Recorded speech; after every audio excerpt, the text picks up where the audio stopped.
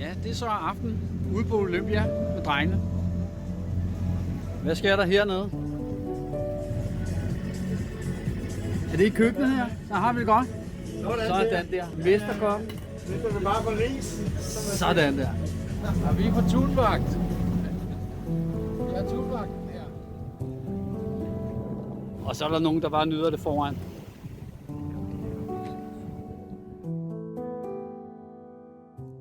Olympia har vi givet næsten 1,8 millioner for.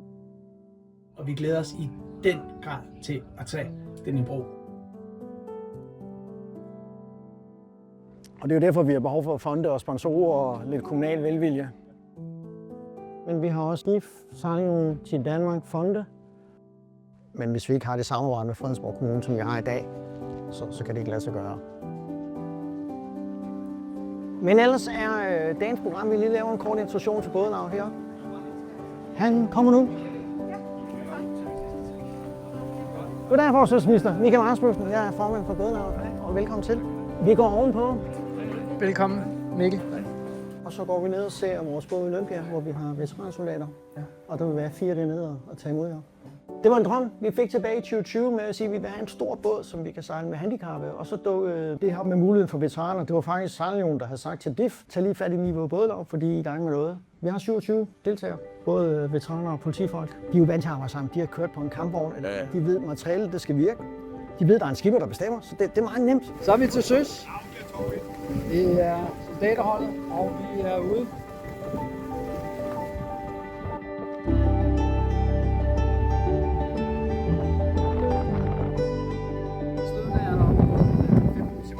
Vi har vores soldater, vi har fysisk handicappede, vi har børn og unge. Og igen det der med fællesskabet om at vedligeholde materialet. For en succesoplevelse. Og for en succes. Men alt det her, det kan vi ikke gøre, uden at vi også får nogle tilskud. Og vi er også gode til at skaffe fondsmidler. Så slår jeg lige et slag for vores parasalat, fordi jeg synes også, det er væsentligt.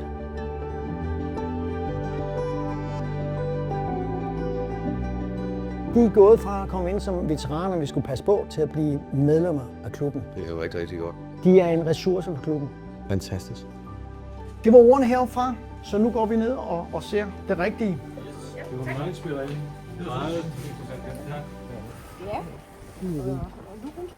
Det er en 43-fods sejlbåd. Ja.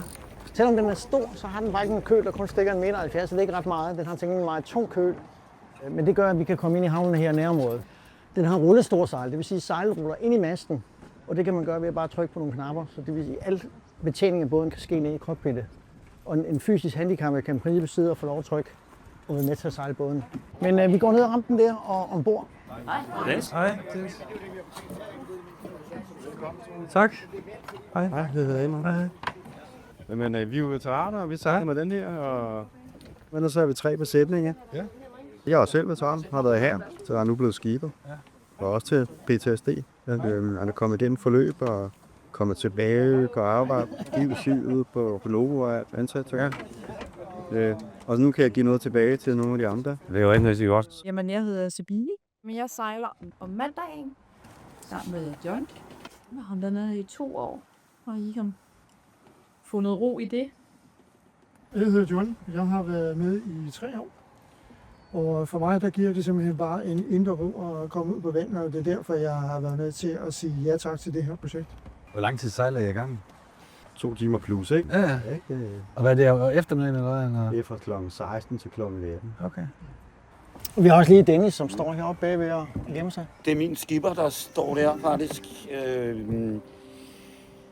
Ganske som Johnny han sagde det, jeg bruger det her til at være sammen med folk af fælles sind og lade mine batterier op. Altså, og så friheden på havet, det er jo fantastisk. Og bare koble helt ned og glemme alt. Hvor så når man kommer ind, jamen, så er batteriet lavet op. Så får man en bedre dag. Det er fantastisk. Men vand kan jo bare et eller andet. Det giver jo gerne sådan en indre ro.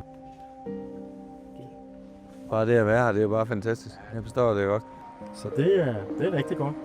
Bor I alle sammen her i nærområdet, eller hvad? Ja, jeg bor i Vandløs. Ja, det er jo... Men ellers Troels, gå med Johnny ned under dæk og lige høre lidt om båden.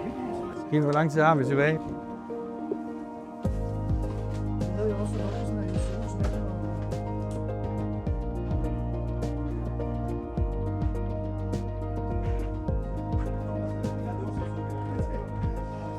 det er da en super fin båd. Ja, ja virkelig. Nå, jeg bliver nok nødt til at skal videre for at få det til at hænge sammen. Hvis der er nogen i administrationen eller sekretariatet eller departementet, der vil høre om veteraner, hvor vi kan byde ind, så lad dem komme herop. Så vi er klar på besøget. Sådan, det er godt. Tak skal du have. Tak for det. Godt. Jeg kan se, det kører sharpt på minutter der. Og Strømager er med Olympia, der kan alle opleve eventyr på havet.